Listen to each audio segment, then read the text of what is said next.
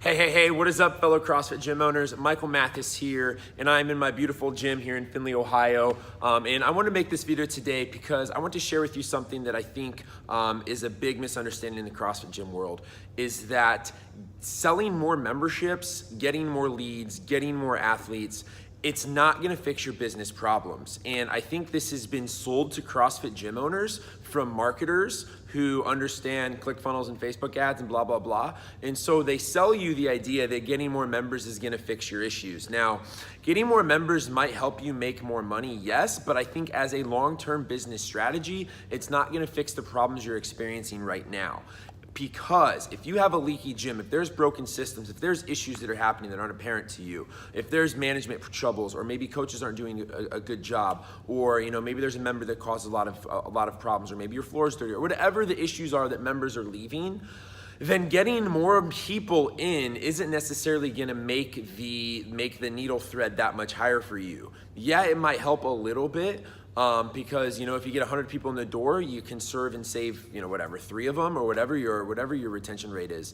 But as a long-term plan, you're gonna burn through so many people before you get through, or before you get your core 200, 300, 400 members, whatever you're shooting for.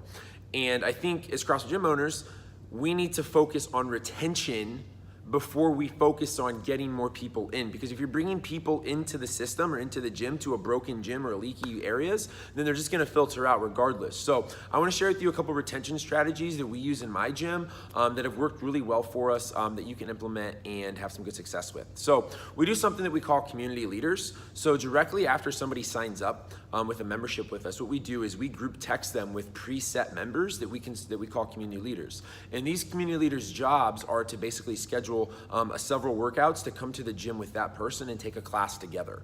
And then the community leader is there for them for nutrition help, workout help, support, whatever they might need. But we're instantly creating a relationship with somebody who, they're not necessarily a coach and they're not necessarily a brand new member. They're kind of the people who we want our new members to mimic. They're people who are consistent, they've been coming for years, they are very true, and they buy into CrossFit as a fitness program, and they're probably they're our top members. So we pair them up with new members. And so that whole experience of, one, creating the friendship with somebody who does CrossFit, and then 2, having somebody other than a coach hold them accountable to coming to class has made this process scalable for us, because we're no longer as coaches sitting there on our phones having to text everybody, hey, where are you guys, calling them, hey, where are you at? The members take care of it for us. And then it also takes those community leaders and it makes them a bigger part of our facility, to the point where now they're so ingrained into it because they feel like they're more than just a member, like they're a community leader, they're a bigger part of the system. So the chances of even them leaving over something, or going to another gym or whatever it is gonna be much less, because they're also more bought into our facility.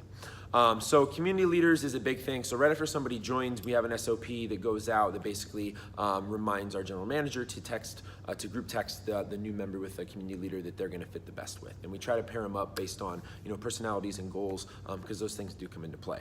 All right, so another thing I wanna share with you from a retention side of things is going to be rewarding your members for coming to a certain amount of classes. So when somebody first starts out, give them a t-shirt when they hit class 20. Give them a water bottle when they hit class 40. Give them, a free personal training session when they hit class 50. Give them a rogue jump rope. Give them a shout out on Facebook. Write them a handwritten card. Do these things at different milestones, and then have those people, or ask those people, to take pictures of that and post it on social media and to share it. Because if you can highlight those members as they're hitting those different milestones, then they're going to want to be, the other members will see that and they'll want to do that also. All right, and I think that's huge, because not only are you rewarding them, but you're getting them in the door more and more and more and more. All right, and I think that's huge. So just want to share with you 2 really great retention strategies. To throw in a third here, another thing that we do is going to be what we do check-ins. So after a new member joins, we do a 2-week check-in, we do a 3-month check-in, we do a 6-month, 9-month, 12-month, and every 3 months, these people are sitting down with coaches, and the coaches have a series of questions that they ask. Hey, how's your experience been? What's your goal? What's your goal now? Because goals change. What do you need the most help with now? At month 3 of their membership journey, they needed totally different help than what they might need at month 12. Month 3 might be, hey, I need help just getting my nutrition dialed in and making it to class on time. Where now at month 12, they're like, hey, I really want to learn this Olympic weightlifting stuff, because this stuff is really sweet and I want to get better at it. And now the whole experience of that member is much different than here, where if you're just giving your people constantly the same experience over and over, you might not ever know that. So have a sit down, check in with them, ask them, where they're struggling, ask them where they're succeeding. And I think having these different time periods where you can look at their WOD results, are they improving? You can take their body fat percentage, is it improving? You can take their weight, is it improving? And you can, or is it decreasing or improving depending on what they want? But you can have these different intervals where you're holding these members accountable, and just make a Google Doc with each member's name and just type in the notes. That way next time you meet with them, you have all their information. And then at the end of that meeting, just schedule the next meeting. It's pretty easy. People will cancel, people will change, but just reschedule them. So 3 retention strategies I want you to use. I don't think any more members in your gym is going to make you, is going to fix your business problems, because it's just going to create more problems if that.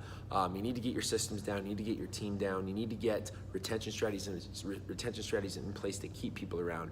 If not, then you're going to be in the same spot that you were. All right. So all the best to you. Keep kicking ass and taking names. Much love. Bye.